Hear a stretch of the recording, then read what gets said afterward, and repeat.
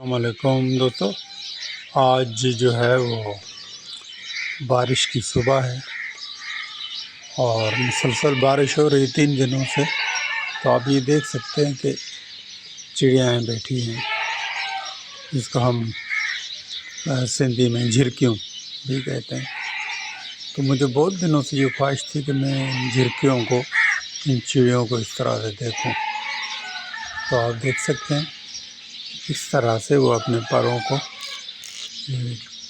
साफ़ कर रही है या किस तरह से नीम के दरख्त से निकल कर इस रस्सी पर बैठी हैं। कितना अच्छा लग रहा है। शायद उनकी आवाज़ भी आप तक पहुंच रही होगी।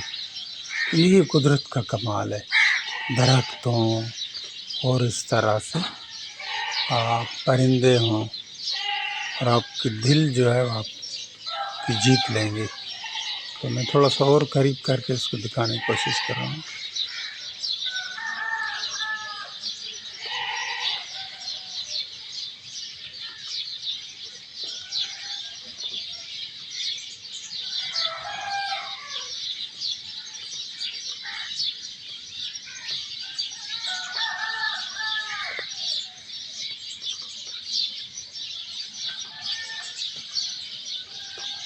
शुक्रिया दोस्तों।